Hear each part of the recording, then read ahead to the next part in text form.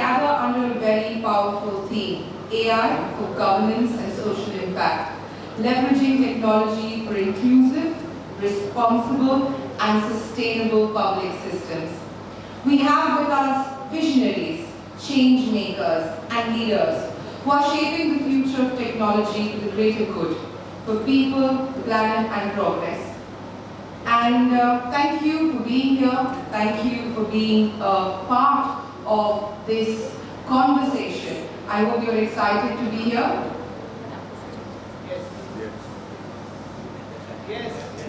I'm not really. Ma'am is certainly very excited. She's smiling. Sir is excited. Behind, maybe the excitement will build up when you hear all of our speakers have a conversation with you. But do you agree that we're at the cusp of change? Yes. And we all can agree about that, right? We're at the cusp of change. That change is not coming in the future. Change is happening as we speak every minute. Yes? Yes. An emphatic yes would be very helpful. Early in the morning, a little bit of energy before we get started. Yes? Yes. We're at the cusp of change.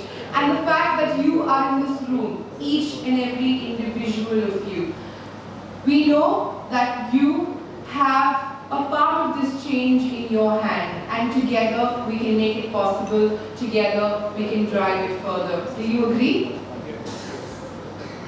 Maybe.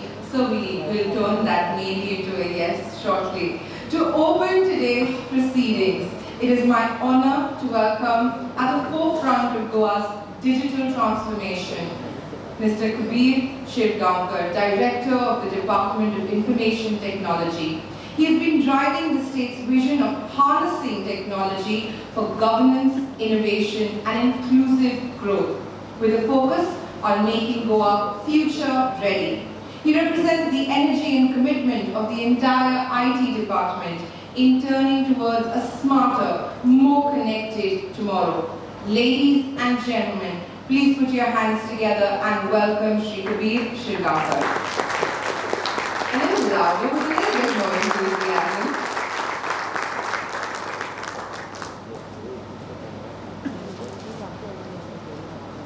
Good morning, respected dignitaries, distinguished guests, ladies and gentlemen. It gives me immense pleasure to welcome you all to this important seminar and workshop on artificial intelligence for governance and social impact. At the outset, I extend my warm welcome to all the esteemed dignitaries, senior government officials, academia, officials of India AI. We also have Bashini with us. So welcome everyone. Your presence adds great significance to this initiative. Over the last few decades, we have witnessed remarkable evolution in technology. From the early days of computing to the era of internet to the digital revolution that brought smartphones into every hand, every wave of technology has transformed how we live and work. Today we stand at the cusp of another transformative wave in human civilization, artificial intelligence. AI is no longer just a futuristic concept. It is shaping governance, industry, healthcare, education, and even the way we communicate and interact daily. Globally, innovations like ChatGPT, DeepSeek have shown us the power of AI, the progress of AI to reason, converse, and create human-like levels. These advances also bring challenges of competition, ethics, and equitable access. India, with its vast talent and digital-first approach, cannot be a passive spectator. We must lead, innovate, and ensure that AI solutions are inclusive, responsible, and beneficial to all sections of the society. In this context, the India AI mission launched by Government of India marks a bold step to build world-class AI compute, data sets, and application for the country. Aligning with this vision, the Goa AI Mission 2027 is designed to make Goa a hub of innovation, research, and adoption of AI solutions tailored for governance, tourism, healthcare, and citizen services. Together, this initiative represents India's strong answer to the growing global AI competition, ensuring that AI becomes a tool for empowerment and not exclusion.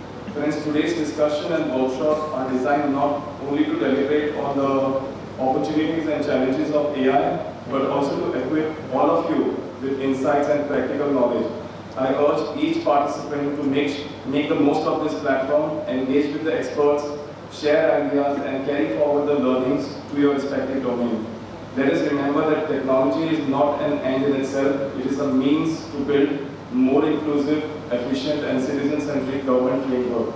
With your active participation, I am confident this workshop will lay the foundation for many such transformative initiatives in the times to come. Once again, I welcome you all and I look forward for a fruitful deliberation. Thank you.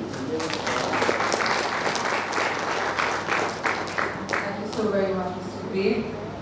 It is now my privilege to welcome a leader who has been instrumental in shaping minds and building institutions that think just beyond business, into responsibility, into sustainability, and social impact. Dr. Ajit Parulekar, the Director of Goa Institute of Management, is a distinguished academician and visionary, steering GIM into becoming one of India's foremost management schools with a strong focus on innovation, ethics, and inclusive growth. He truly believes that education is not just about knowledge, but about creating leaders who serve society. Ladies and gentlemen, please join me in welcoming Dr. Ajit Parulekar.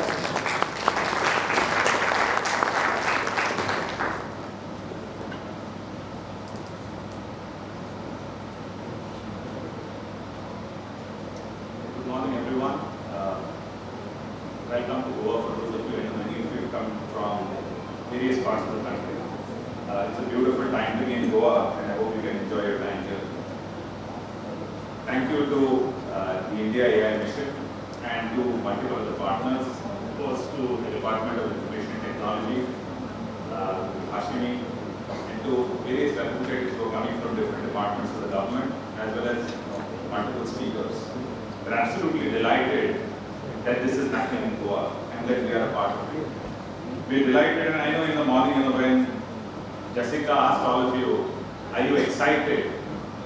And I don't think it's really early morning blues, but I know when you ask this question, and even when I ask this question to my students, while there's excitement, there's preparation.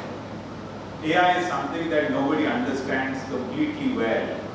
And therefore, while you can see a lot of opportunity, I'm sure all of you also have questions on your mind, like I do, I know my students do, my faculty do, including the people who are working on the cutting edge AI research, data analytics, and things like that.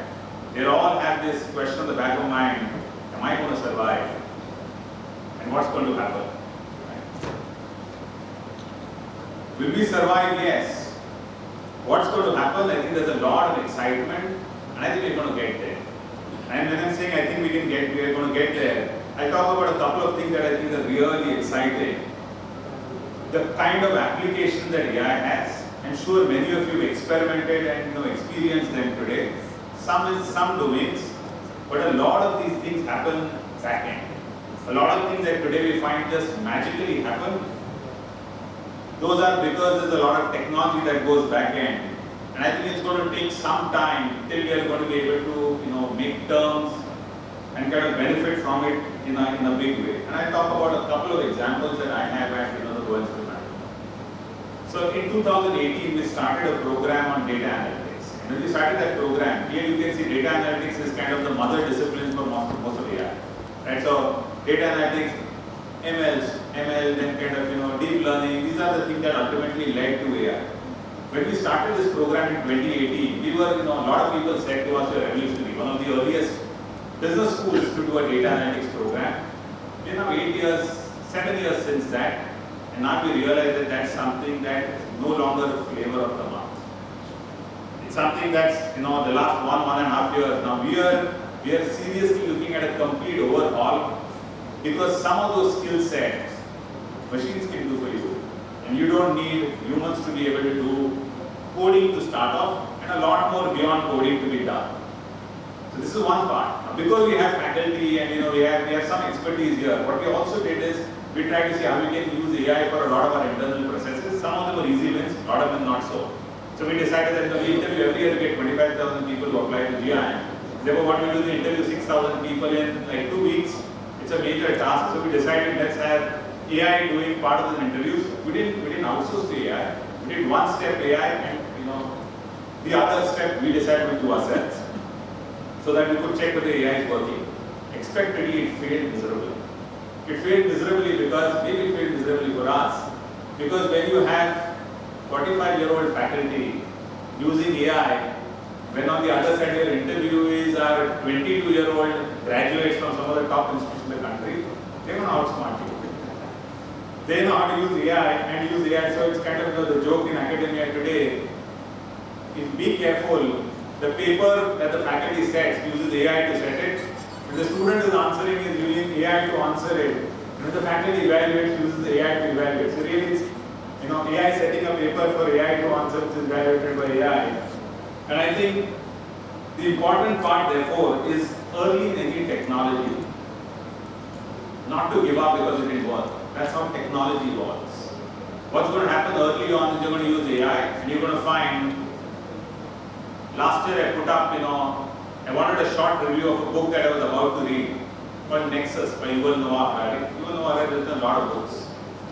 Coincidentally, at that point in time, when I put it up to ChatGPT, and I put it 4 months after the book was released, and it says, I think you're mistaken. Harari has not written a book called Nexus.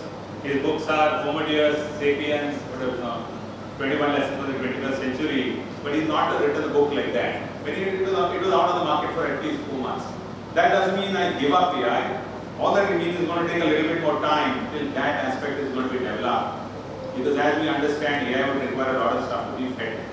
I'll talk about a couple of things that I think many of you know about, some of you probably don't. So just for the risk of repetition, you've heard it before, I'll just talk about a couple of things that excite me as far as AI is concerned. One of the things I see is really education and skilling. And in education and skilling, the challenge that I always feel, as someone who leads a leading institution in the country, is our challenge with some of our top institutions, including the IITs, IIMs, GIMs, BICS, and things like that, is access. We serve a very, very small percentage of population in the country, and the way that the current model is, it's difficult for us to be able to serve a larger number for 2 reasons. One is it's crazily expensive. So you come to study at at GIM or GIM, any of the IIMs you study, it will set you back by 20-25 lakhs. Now you clearly can see, in our country, that's going to make sure that you won't have more than the top 2% who can afford an education in there. The second challenge is reach. Right? Reach is the second challenge. The third is really to be able to look at ability, with the kind of linguistic challenges that we have in our country. And I find therefore these are things that only technology can be able to solve. So today what happens, partly thanks to COVID and partly thanks to technology, we are able to take a program that used to have 25 participants in Goa, and now we have 160 participants a year that are all India, because we are able to use technology to be able to deliver it at a fraction of the cost, and people can sit in their homes and do it. So what I find therefore AI will be able to do in terms of education is break away barriers of scale. So you can take the education and you can kind of deliver it at scale, so your marginal cost is going to be very, very small. It can break the challenge of distance. It can break the challenge, most importantly, of language and modularity. If you got to learn marketing, you learn the business school on marketing, you got to first understand economics, you got to be able to understand some basic bits of consumer behavior, then you get that. Today modularity allows you to do that. So that's one. The second place, again a place that I spent a large part of my career working on, which is healthcare. Healthcare is completely being revolutionized today by AI. So today you look at the largest R&D investments in the world in healthcare are not happening on pharma, med device, surgery. There is a large part that happens in robotics. Most of it is really happening on data. When this thing happening on data, you find today there are things that medical science, AI is able to put up new questions to medical science just by looking at data patterns. So today you look at the best pathological diagnostic services, the best radio imaging diagnostic services, the best service where you just look at tons of data and you look at the entire biochemical parameters, and therefore the ability to your ability to be able to diagnose as well as do predictive diagnosis. I think it's really phenomenal. Combine AI with computing power, which I know that India AI mission is part of what they do. and combine it with other related fields, primarily looking at, let's say, everything that's happening on the biosciences. An important one really I'm looking at is, let's say, the whole advances that's happening on kind of genetics. You combine three of them, and you find that a mystery that's really, cancer for one, a lot of immunological disorders, a lot of lifestyle diseases. You're able to get kind of new insights which were not possible earlier on. So just like this is possible to do for education and for healthcare, it's possible to do in just about everything, every aspect of life. So whether it is agriculture, whether it is fisheries, whether it is tourism, inclusivity, access. So let me talk a little bit about access before I kind of close. So we work with, I can see Tahaji here. We worked some years back with the Disabilities Commission to see that what can GIM do to make to make more access to education at GIM. We did have sometimes during admission interviews, we had people with certain disabilities who came in, and we realized that we were not in a position to be able to admit them because we could not do due justice to the quality of education we can. So let's say if you have somebody who's hearing impaired, all your learning material needs to be accessible to them. And today I find that that's something that's going to be that's really exciting. So at that point in time, we did a detailed audit, and at the end of the detailed audit, we realized that for certain kind of disabilities, it's going to be difficult for us because beyond our ecosystem. If you look at learning material, for example, we don't create all our learning material. We buy it from and we procure it from different vendors worldwide. So if they don't have that, we cannot. So today I can see, I'm delighted that Ashni is here. I can see that that's something that certainly makes it possible. You can have text to voice if it happens seamlessly.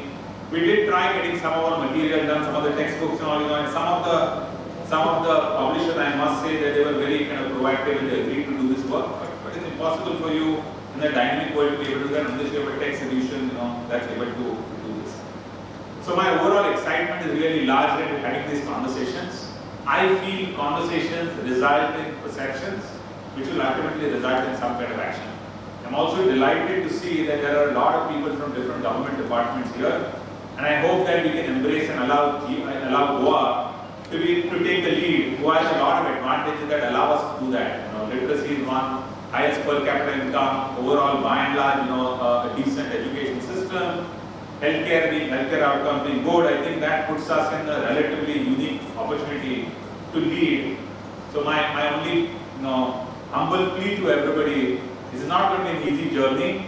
I know many of you feel that you've not been trained in AI ever before in your lives, and I can see many of you, because you're senior in the government, you're not on the right side of age, and therefore you're going to be a little bit more worried about it. I don't think it should be too much of a challenge. Just give it a go. It's going to come to us. So the good part today about technology is you don't have to learn technology. Technology at the same time is learning us. Therefore, what a lot of technology is doing is not expecting you to study and learn.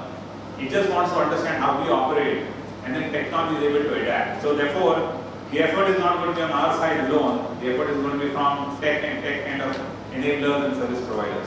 With that, I just wanted to end by saying we're really glad that we're partnering in this. I think this is initial steps. It's a lot of work for us to do, and we look forward to all these partnerships with everyone here in the room, so that we can make sure that there is some more kind of traction that we can get out of it. With that, wish you all the best for you. Thank you. Thank you, Dr. Parulekar. Honorable Minister for Information Technology and Electronics and Communications, Government of Goa, Shri Rohan A. Counting. Thank you. Requesting for all of us to be seated.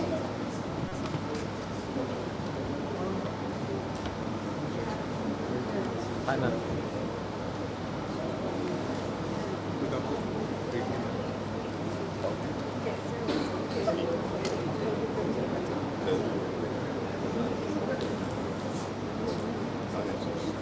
Beautiful. Thank you. Thank you. Requesting us to be seated. As we said before, and we say again, a warm welcome to Sir and to everybody for the AI for Governance and Social Impact Meet. We're grateful for all of you to be here, sir. Thank you so much for being here. Under Sir's leadership, the IT department isn't just keeping pace with the world, but in times like this, it's boldly moving forward into the future, into an innovation-driven governance. So, can I please request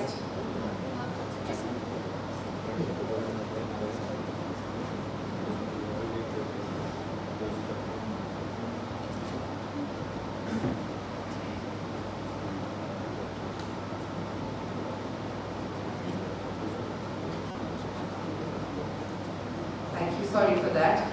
I now request all our dignitaries to kindly come on stage, starting off with our Honourable Minister for IT, Electronics and Communication, Shri Rohini Kaunte. Sir, can we please have you on stage? Shri Kabir Shirgaonkar, Director, Department of IT, Electronics and Communication. Of course, Dr. Ajit Parulekar, Director, Goa Institute of Management. Shri Amitabh Nag, CEO, DIB. Sir, can we please have you on stage? And Srimati Kavita Bhatia, Chief Operating Officer of the India AI Mission. Ma'am, can we please have you on stage too?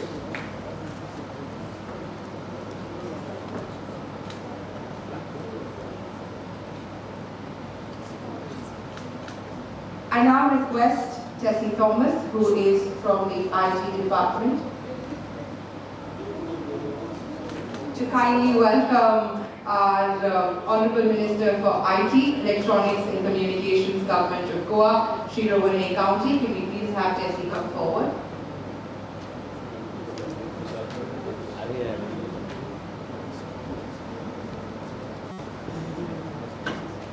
So a very warm welcome to you.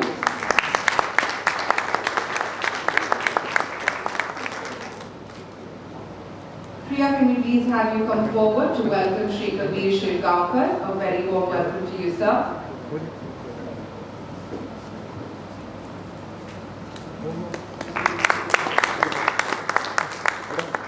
I now request Ma'am Priyatama to kindly welcome Dr. Ajit Parulekar on stage.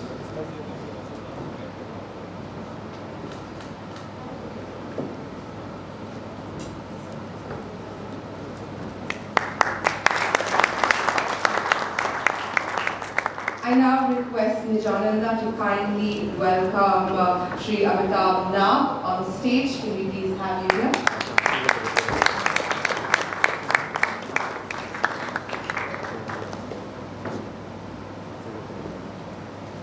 And Akash Kantak to kindly welcome Srimati Kavita Bhatia, Chief Operating Officer of the India AI Mission.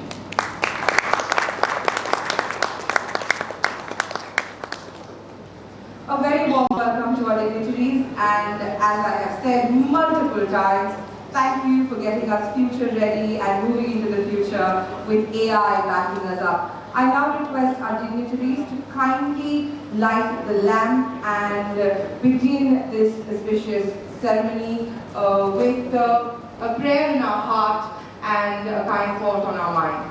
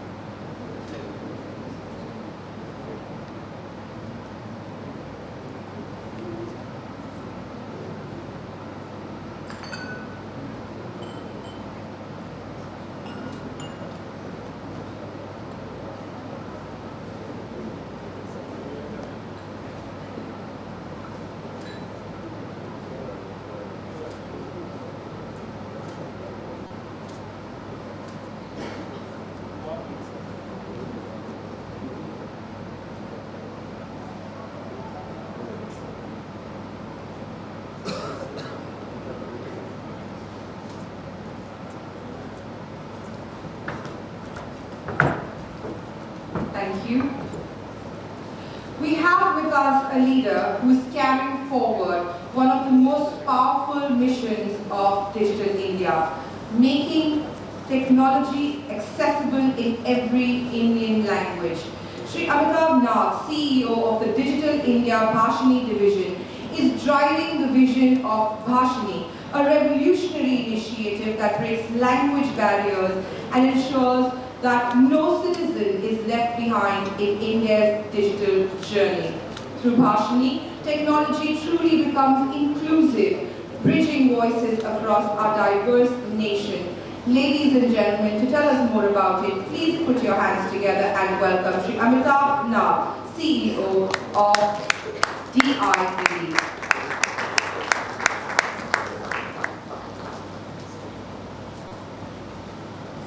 Honorable Minister, dignitaries of the dais and dignitaries of the stage. Let me start by saying what does Bhashini stands for. Bhashini stands for Bhasha Interface for India.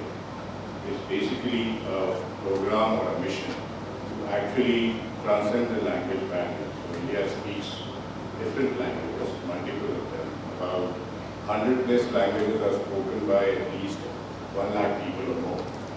But we are currently, and at the first phase, we're looking at 22 languages which are enshrined in the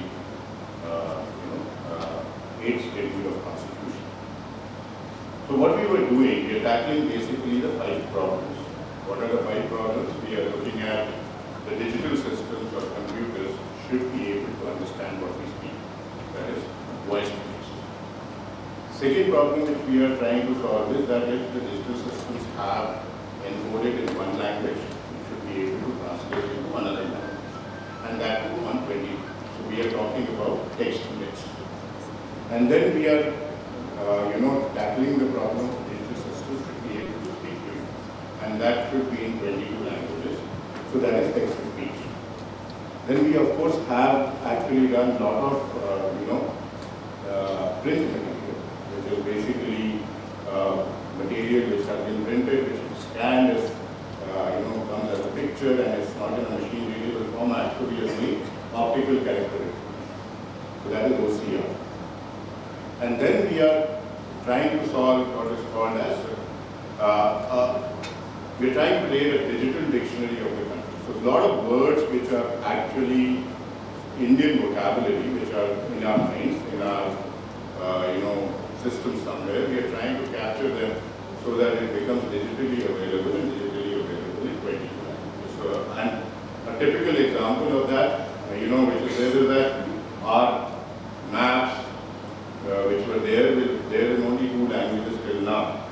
So we are making it 22 languages. So each of the place, Nukkad, Taluka or the pin code will now be available on 22 languages instead of 2 languages which were there earlier. So we are working with Survey of India for that, to make this work.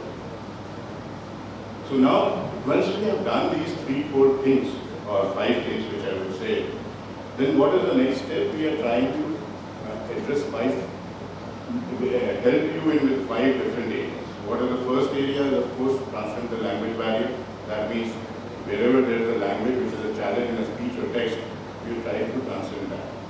Second is that with voice being included, we are actually also trying to transcend or bridge the literacy barrier. So people who do not know how to write, read and write can now be digitally inclusive by speaking to the digital systems.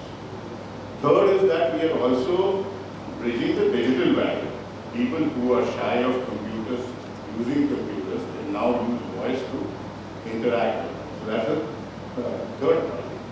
Then we are trying to increase the productivity of the system. So when I'll try to give some use cases around it, but when I'm trying to do this, so you are using voice, people like you and I, if we use voice, we are perhaps much faster than what we are going to do when we are typing it out.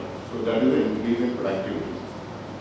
And then the 5th thing which we are trying to do is that improve the usage which is there in the security domain, which is again confidential. Yeah, this is something which is again the systems are used. So let me give some examples here. If you look at it, let's take farmers for example. We with Ministry of Agriculture we have built a chatbot, and as we all are aware that Honorable Prime Minister transfers 2,000 rupees every 4 months to the farmers, and that goes to about 9 crore plus farmers. Now, if a farmer has a challenge on getting the money, then he has an option of going to that chatbot, asking in his own language that I have not got the money, and the chatbot obviously asks for certain information, and then comes back to him with a reason, saying that this is the reason why you have not got the money. So what it does is that helps the farmer move away from the challenge of going to offices and then figuring out. And then the second use case, which is again done, is giving the farmer advisory in his own language. So if there are this is something which is being implemented in Maharashtra under the project called Vistar, that you have a lot of material. So all are either in Hindi or in English, and Marathi, that needs to be communicated in Marathi. So that's a use case, another use case where farmers are giving advisory in their own language. So that is the second use case which we are talking about. Now let's come to the third use case. Farmers get the loan under Kisan Samman Nidhi. Loans are given on the Kisan Credit Scheme, and loans are given based on the parcel of land. Now the land records are in vernacular language in each of the states. Banks understand English as such. So with Reserve Bank of India Innovation Hub, we have developed a system of frictionless credit where the land records are pulled through an API, translated and presented to the bank. Theoretically, what used to take about 3 months and good amount of money from farmers to translate the things are now through frictionless credit form. It can be given in 1 day. So that's farming, right? Now let's talk about, say, law enforcement. Zero FIR translated across the state. So that's one use case.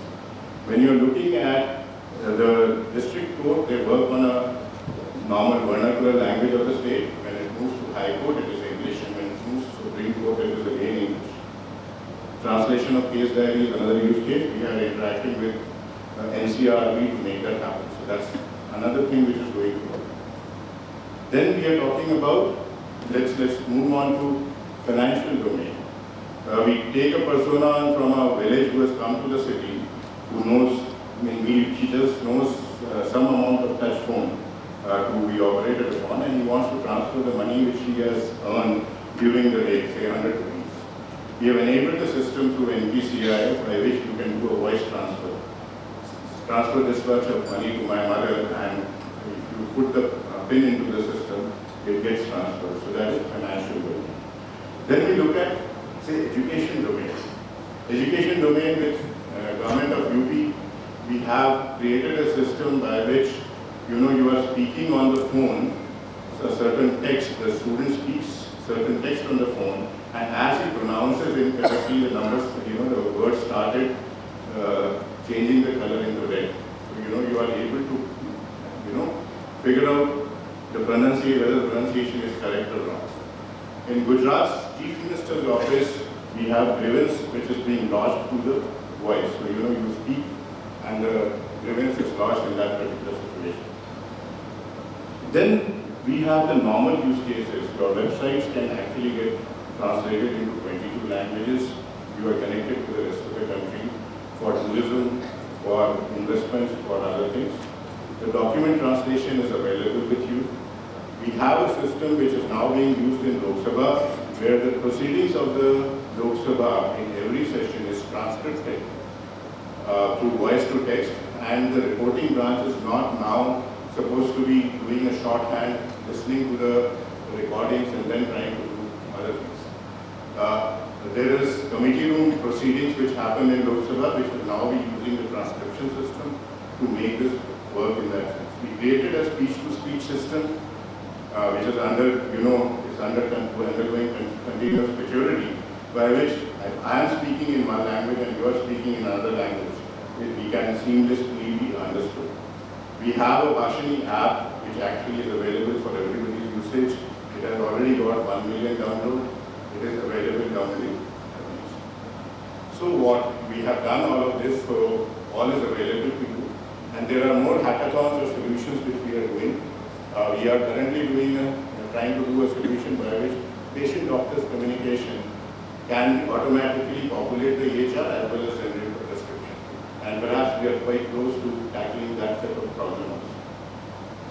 And similarly, we have other things. We have minister meeting, we have other things which are there. So,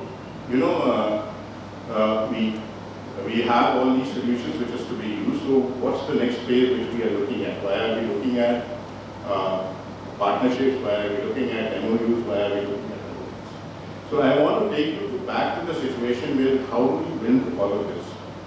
We built all of this in partnership with the research organizations of the country. There were about 70 odd research organizations who became part of this movement. We divided them into 8 consortiums. We gave these problems to these 8 consortiums, and we have now about 350 plus models on our platform. We created that platform through which these models can be accessed as an API, that is called National for Language Technology. And this is there, but one problem which we face also as the biggest challenge, we don't have digital data on our languages. Hindi is 1% or 2%. English is perhaps having 57% around it. Now, if you don't have data, your models will not work because data is oil to the models. The AI models will work on data. So we created a specific project on which we, ministry spent about 50 crores plus amount of rupee to actually force collect the data. We had hired about 200 translators who went on the field, had an app where we showed the picture to a person and asked them to write or speak about it for 5-10 minutes. That's how we created the model. And those models were difficult to create when it came to low resource languages, number of people who were there, who are less number of people, languages which are less number. So, our partnership with the state, when we are looking at for this particular thing, is centered around this.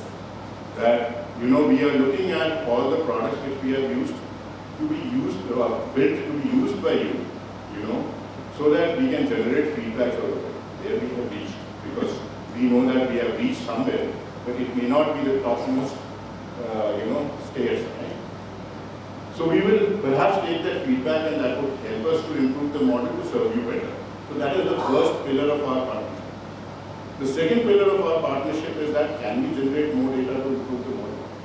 And that is where we are offering and we are requesting. We have built the model has been open sourced, and there are multiple models for the same thing. You can choose the best, and together in partnership with you, we can improve that particular model to the 100% accuracy what we are talking about. Second, that is the second pillar of the model. I talked about some of the use cases which are there. Those use cases are something which are not thought by us. We just went to transcend the language barrier. Most of the use cases come from people like you who actually see the value in the technology and give it back to us. There can be more use cases which you can think of which others haven't thought of. So we would like that to be, we would like to have art of possibilities to be explored with you so that we can get more of such use cases. And obviously this technology is, for the common person, right? And the person on the last mile. So we would like your help to actually take it to the last mile so that they can use it and, get benefited by it. And like we were told at some point in time that if you don't learn English, you are of no use. They are not told that. They have a choice to learn that language or not learn that language. So that's the ultimate aim of this partnership, where we would look for your support and we would look for your guidance, because that's the way it has to go. So what's the next step? Of course, when we sign the MOU, we would request Honorable Minister to bless us on the day of the workshop.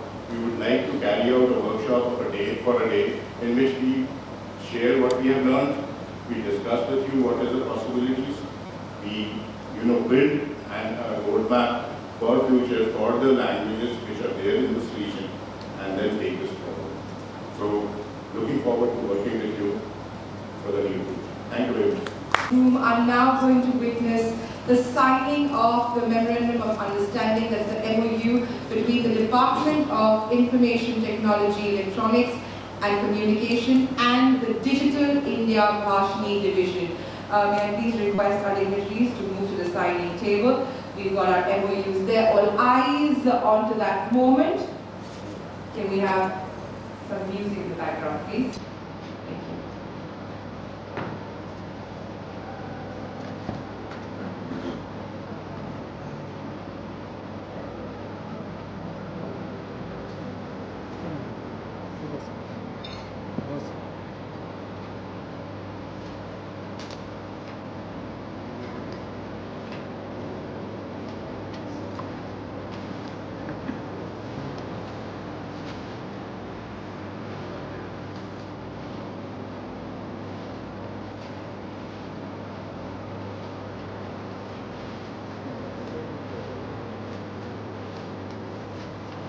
I hope your hands will be ready to give a round of applause.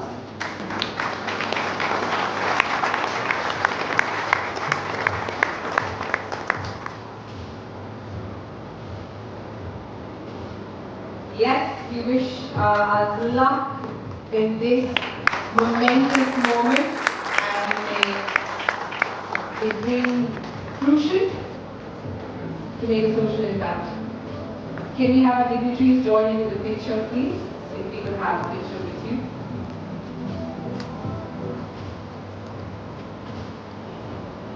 AI for governance and social impact. Open door. Open.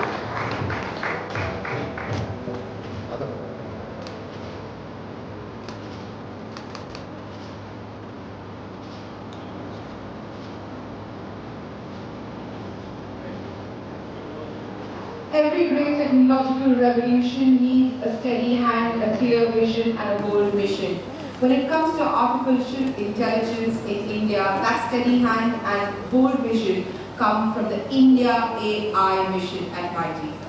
At the heart of this mission is a leader who believes AI is not just about machines learning, but about people thriving. Srimati Kavita Bhatia, the Chief Operating Officer of the India AI mission, is championing India's drive to build a globally competitive, inclusive and responsible AI ecosystem in India. Through her leadership, India AI is ensuring that technology is not just advanced, but accessible, ethical and transformative for every citizen. Ladies and gentlemen, please put your hands together and welcome Srimati Kavita Bhatia.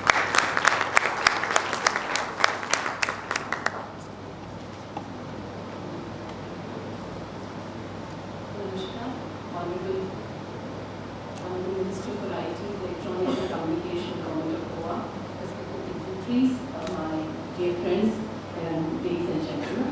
It's an immense pleasure and respect that I am here with you on a significant event which is AI for Governance and Social Impact, which actually reaffirms our commitment to collaborate, innovate and inclusive growth.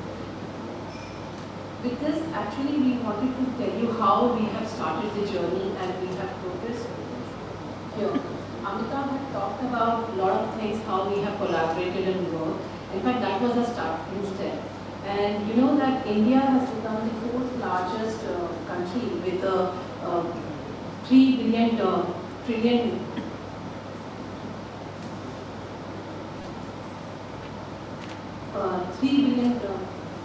economy, and India has set a target for itself that within this 2030 we will be reaching the 8 to 9 trillion economy. In fact, we have taken around 63 years to reach 1 trillion, but with few more years we have reached 3 trillion. And this will not only happen, it is going to happen, and AI is going to contribute by boosting the productivity, creating new jobs, and enabling innovation at a large scale. So how are we going to take the advantage of AI in India? In fact, India is very uniquely positioned to build on top of whatever we have created. We have a robust digital public infrastructure where we have Aadhaar, UPI, CoWIN, DigiLocker. In fact, even Hashini is also supposedly to be a DPI infrastructure which creates a lot of rich, structured data, which is actually the backbone of the entire AI systems and applications. Then we have the AI-ready workforce. In fact, as per the Stanford Index 2024, India is top 2 of the countries to have the large pool of STEM graduates and have a regular pipeline of creating the talent pool for AI research, development and deployment. Third, we have a thriving startup ecosystem which is actually supported by lots of initiatives in our country. To name few is that Startup India, Atal Innovation Mission, India AI Mission, which is actually supporting startups to experiment and have a rapid prototyping and scaling of our AI application. And fourth, which is very important, that ease of innovation, government is actually working to democratize AI resources. We are making open data sets, we are making public compute infrastructure, and we are also supporting large-scale innovation, and we are working very closely with startups. This all will make innovation inclusive and also accessible. So how do we strengthen the core foundation pillars on which we can have AI transformation? At the heart of the whole thing, transformation is data, which was also talked about by Amitabh in Bhashan. Once we have large-scale data made available, which is high-quality data, and which also is a representative data of data. Not only we need to have data, but we need to have a representative data, because this will form the building block of AI systems. Once we have data, then the models, language models, and domain-specific models can be created, because they will be aligned to the India's needs, as well as they will cater to the global standards. Once the models are being developed and fine-tuned, we can create citizen-centric applications in large domains, like many of them have been spoken by Amitabh, like healthcare, personalized learning for students, advisory supports for farmers, and so on and so forth. The main pillar to enable the transformation resides on 3 aspects, which is compute, talent, and patient capital. With this actually objective to have the strong core enablers of the transformation, India AI Mission was created in March 2024 with a budget of 10,372 crores with a vision for AI for all. It actually has on 6 principles, which is main important for the entire mission to make it available for all. Democratizing AI infrastructure. So we are trying to make AI compute accessible to all the ecosystem.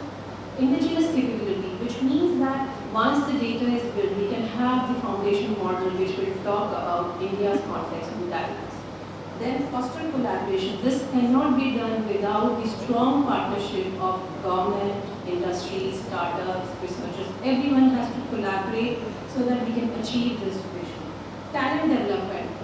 We need to create talent. We are strong talent capital, but still this is not the place to stop. We need to create more talent so that we can accelerate innovation and adoption. Drive innovation. We need to prepare, have a strong entrepreneurship so that next generation applications can be created. And also it is important that we need to have socio-economic transformation so that we can touch every human life by AI. And this mission is a step towards the equitable, innovation-driven digital future. The mission has a very holistic vision, and it is catalyzing AI development and strengthening our innovation ecosystem. It resides on 7 critical pillars.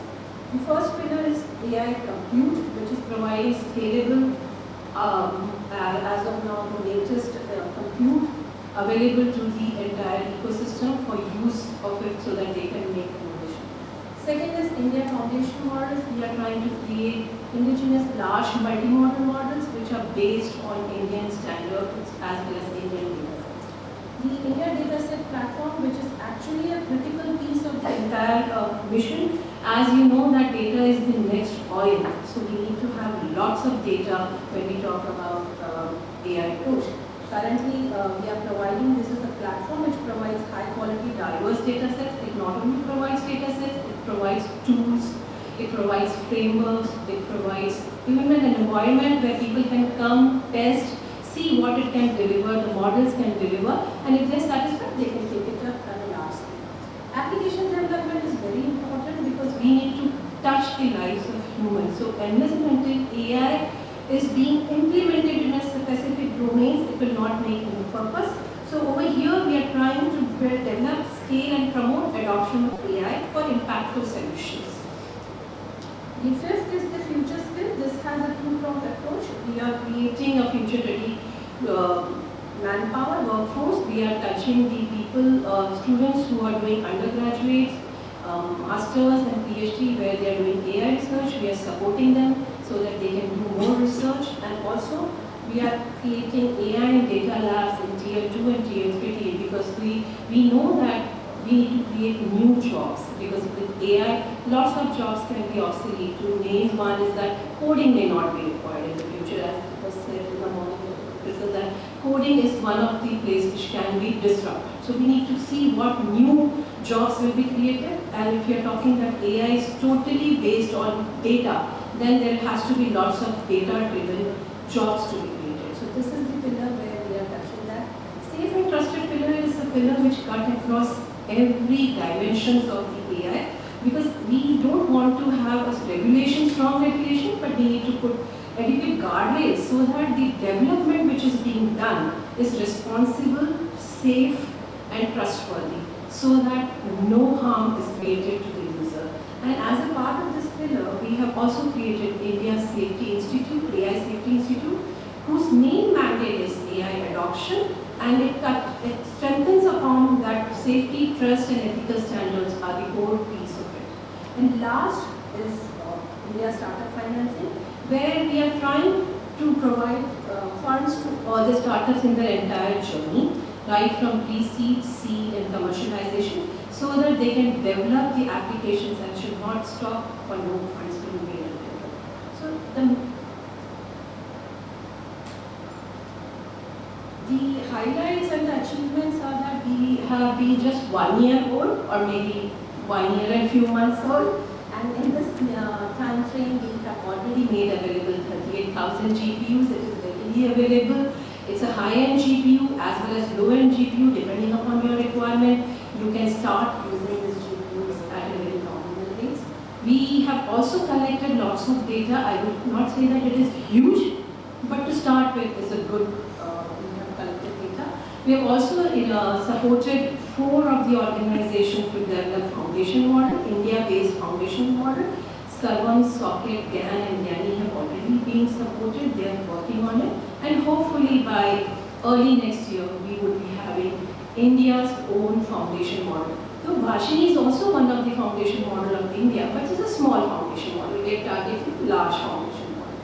Datasets as the AI course is being live this March only, and as of date, we have been able to bring 1,400 datasets from government as well as private on the Bhashini, on the AI course platform, which we are making it available to researchers, startups, and as well as students who can use this data and can do some research and projects. We also had done an innovation challenge on 5 domains: healthcare, agriculture, governance, climate change, and adaptive learning. And we have selected 30 applications. We are taking these applications to the various states so that they can adopt it, and we will support them in scaling up, so that once it is adopted in a state, from that point onwards, state can do much more refinement of this application. As I said, that scaling is a piece which is very important and will run across the entire period. We have, in fact, started slow. We have around 200 fellowships who have been supported under this program. My colleague Karthik will talk about in detail about that. The safe and trusted is another pillar which is making sure that we provide tools, technologies, so that every application developed is responsible. We have selected 8. 5 themes have been we have selected another 5 themes also, and we will be announcing it shortly. Startup, a program we have started in which we are giving an acceleration program to the startups, and as a part of this we have selected 10 startups whom we had sent to Europe. In fact, we had tied up with Station F and HEC, where they were given an experiential learning so that they can capture the European market. And we have received a good output of this, and this program is also going to be continued, and we are going to announce the second phase of this program soon. In fact, this is all what our AI vision is, but I am really honored to announce that in February 2026, India is going to host a landmark global event which is called as India AI Impact Summit. It is a very pivotal movement that we will continue the momentum of the Global Impact Summits, which was launched by UK in 2023. And we are trying to shift the global dialogue from action to impact, because this is what we feel that we need to show the world and to the global south how AI has impacted India. And if it has impacted India, everyone can also use AI and start using it. So as a part of this Impact Summit, we are targeting tangible outputs. We are also going to deepen collaboration, global collaboration with the global south and global north also, and we will be championing responsible AI solution. The entire focus is now brought to the impact. Just a little bit of background about how we have thought about this Global Impact Summit is that, in fact, there were a lot of, in fact, 4 of the global events. The first one was started by UK in 2022. Their entire focus was on frontier AI safety. 27 countries participated and they came up with the science report, and also they announced 2 AI safety institutes. The second summit was then done in Korea, AI Seoul Summit, which was co-chaired by UK, where they announced National AI Safety Institute. In fact, because of that, we also have created our own India AI Safety Institute, which is also a part of the network of AI Safety Institute, so that we can collaborate, learn from their learnings, and also share our learnings with them. Then the third event was AI Action Summit. This was participated by our Honorable PM. This event was in France, February 2026. It was co-chaired by India, where important is that 100 countries came up and they had 15 deliverables coming out of it. And most important was that they said that they will come up with a coalition for environmental sustainability of AI. The same momentum was carried forward by Global AI Summit on Africa, where 97 countries participated, and basically the themes they selected were totally on India AI, and the deliverable which they announced as a part of the summit was 60 billion fund aimed at building robust AI ecosystem for Africa. So carrying forward this momentum, we have an ambition, we have very unprecedented scale and influence. We are targeting 100 plus HOGs and HOS, 50 global leaders who are renowned people in the AI field. They will be here. 100 plus sites, events and leading up to summit. In fact, this one is also one of the leading up summit to the summit. 15 tangible deliverables, 50,000 attendance, and we are also targeting an investment pledge of $1 billion as a part of the Impact Summit. So the huge scale and the themes have been uniquely designed. It is one mantra, which is impact of AI. It recites about 3 sutras, which is people, which focuses on human-centric AI and societal well-being. Second is planet, leveraging AI for environmental sustainability, driving innovation and economic sustainability. And it rounds about 7 chakras. So 1 mantra, 3 sutra, and 7 chakras. The chakras are human capital, impact of AI and employment, skilling, workforce, safe and trusted AI, which is very important, no regulation but technology-led governance, how AI is for good, for social, resilience, sustainable AI, inclusion, how we can include the people who have not been included into the AI. Science, we want to have AI for advanced science. In fact, we have already signed an MOU with the DBT mission, biotechnology mission, where we will be supporting them and they will be creating 5 centers where they will be doing the AI-led solutions in the field of medical, in the field of plants, in the field of food. So we are supporting them. And last is democratizing AI resources, which we will be making available as a part of the Impact Summit also.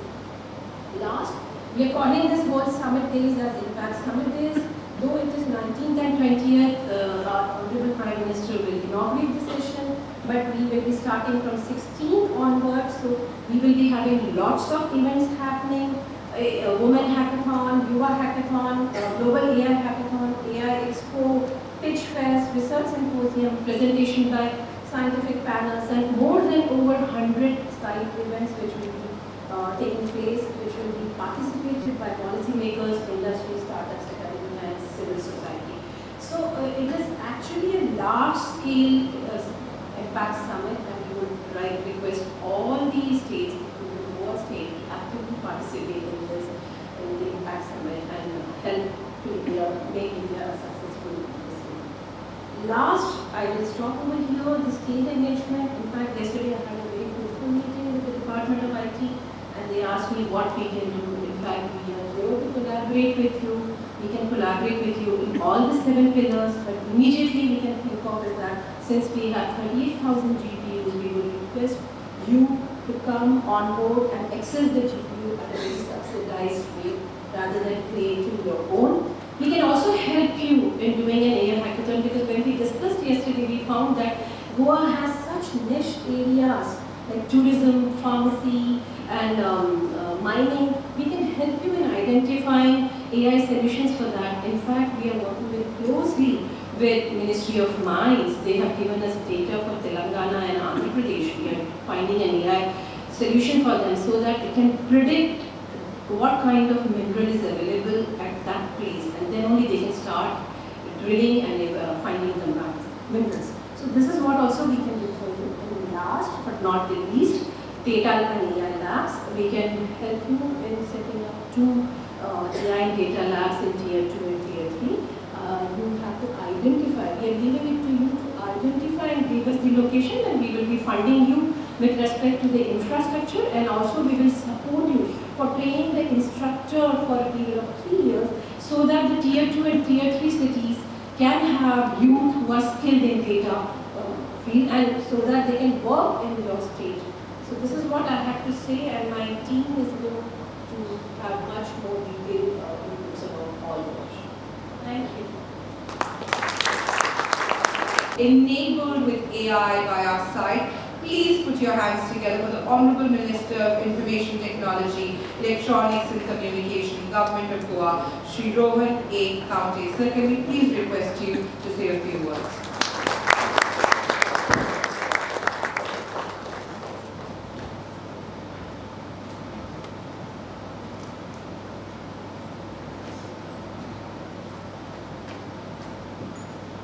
A very good morning to all of you. If you thought AI would transform our tomorrow, I think it's time to think twice. It's here today. This is Ms. Kavita Bhatia, CEO India AI Mission Mighty. Shri Amitabh Nag, CEO Digital India Partial Division. Dr. Ajit Parulekar, Director Goa Institute of Management. Shri Kabir Shirgaonkar, Director DIT EC. Other government officials representing various departments in various capacities. Friends come from outside the state, being a part of the AI mission. Revati, who has been the CEO of GEL and been a partner to driving the whole idea of information technology together along with the Department of IT. Electronic media, press, ladies and gentlemen. It's both an honor and a privilege to address you today on a subject that is just not transforming the world, but also redefining on how we think, how we work, how we live, and how we govern. That subject is artificial intelligence, or as we say, it's AI. Goa has been a land of unique possibilities. We are known for our vibrant culture, scenic beauty, and hospitality. But it's time we become equally known for technology, innovation, and digital leadership. As the Minister for Information Technology, Electronics and Communication, I see AI is just not as a buzzword or a futuristic concept. I see it as a tool for inclusive development, a platform for young minds, and a driver for sustainable citizen-centric governance. The aim is to ensure AI encompasses and serves as a medium to achieve the vision of Honorable Prime Ministers of talking about the 4 pillars of Yuva Shakti, Mahila Shakti, Kisan Shakti, and Garib Kalyan for the state of Goa. We have been continuously getting support from our Chief Minister, Dr. Pramod Sawant, as we talk about Swayam Goa. And that is why we think that Goa, being a small state, that has all those requisites to make it an ideal state in terms of talking about a digital state where we can all thrive to contribute to the digital economy or the way we can. When we talk on AI, we should know that it's no longer confined to labs or large tech companies. It's already present in our daily lives, in how we travel, how we shop, how we study, and even in how we receive medical care. But more importantly, AI has the potential to solve real problems for real people, especially here in Goa. To give some examples, I will talk about my tourism department, tourism and hospitality. We are already working on AI-driven systems that help tourists explore Goa in personalized ways, manage crowds, and improve safety, all while preserving our natural and cultural heritage. We are talking about citizen engagements where an optimistic leap of governance in the AI has been the all-governance one-pot project for the state. Unlike other states, Goa has embarked on a very optimistic transformation to have a single chatbot for all the services and departments of the state. We are talking about AI attendance today, keeping the core internal functioning of the government in the ambit of AI. The state has implemented AI-based facial recognition for its own employees. Other projects to talk about include agentic voice-based customer support, voice response chatbots, and integration with WhatsApp to seamlessly bring governance to the citizens. We have had Mr. Amitabh ji just talk about Mashini and the MOU which we have signed today. I look forward to working with them closely, collaboratively, to ensure that whatever MOUs have been signed on the paper get into working mode. I was just talking to him and I said, first thing we need to do is immediately get into a workshop mode. When we talk about AI, a lot of people have a misunderstanding, I would say, that it is all about coding. And I think that sort of awareness and trying to get our own government officials together on this platform is very important if we need to drive the right model of e-governance. A lot of states in the country are trying to put the similar things together. But knowing the efficiency of our officers, the brightness they have and the drive they have, I would only request and call upon all of you to give a little thought process on your own departments which you hold or which you are managing. Understanding how technology can be a better driver in terms of moving your own departments more seamlessly, providing better governance, how we can use technology. I think our Amitabh ji and Kavita ji, the way they put things together elaborately, I think has given us the insight on what they can do. There is much more that we can grab from them in the other ways that we can in terms of making all these things successful. The AI mission, the start of AI mission, and the whole thought of getting certain ideas moving has just started from the state of Goa. But I think the Goa AI Mission 2027, which we talk about Goa.ai, I think has volumes to speak about in terms of infrastructure, in terms of skilling and many more things. But today's both presentations have been something as food for thought. Let us take it one by one. I'm not saying like jump the gun, but we need to start looking at it because we need to be working much more responsible. Expectations from G2C, the expectation from the citizen towards the government is increasing. Social media tools are playing a huge role in today's governance. And I think effectively, collaboratively, like yesterday we had a workshop the other day, where I was giving the same shout out that unless we work collaboratively, things cannot come out in a very positive manner. We need to be committed for responsible AI. And when we talk about that, we need to say that we must be mindful. AI must not widen the gap between those with access to technology and those without. It must not replace human jobs without creating the new ones.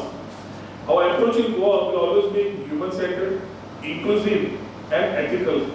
Our government is committed to developing AI infrastructure and research hubs. What Kavita ji says, as I talked about the AI labs, I think is very, and data labs is very welcoming. Partnering with educational institutes and startups, upskilling our youth through AI training programs, creating policies that protect data privacy and promote transparency, and ensuring that AI works with people, not against them. We are already in talks to launch the AI Innovation Labs, attract AI-focused startups through our IT and startup policies, and bring AI literacy to schools and colleges. To our youth, I would give a shout out. I urge you to dream big. AI is your playground. Learn it, question it, and use it to solve the problems that matter to you and your communities. To our entrepreneurs and startups, Goa is open for innovation. Come build with us.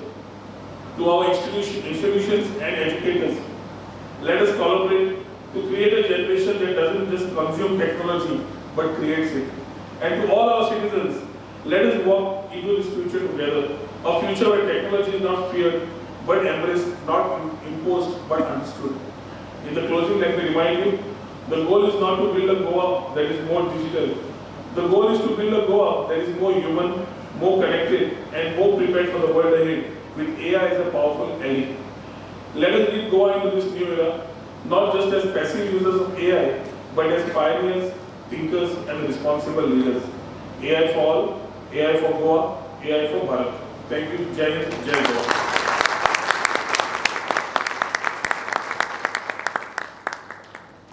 Thank you, sir. I think that was so very well put. A connected Goa, a connected future ahead. So I now request you to kindly give a token of appreciation and as a memory for today of this journey that we've started together to our dignitaries on the stage. I request our Honorable Minister for IT to kindly present a token of appreciation and memento to Srimati Kavita Bhatia, the Chief Operating Officer of the India AI Mission.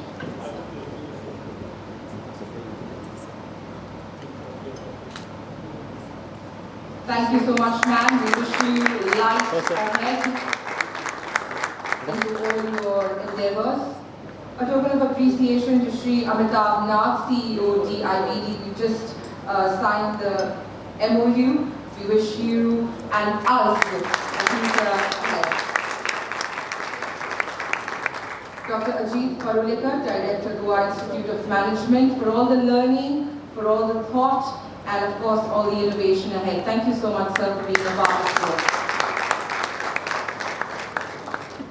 And now I request our Director of the department to kindly give a token of appreciation and a reminder, a memorabilia for today to our Honorable Minister for IT. So thank you.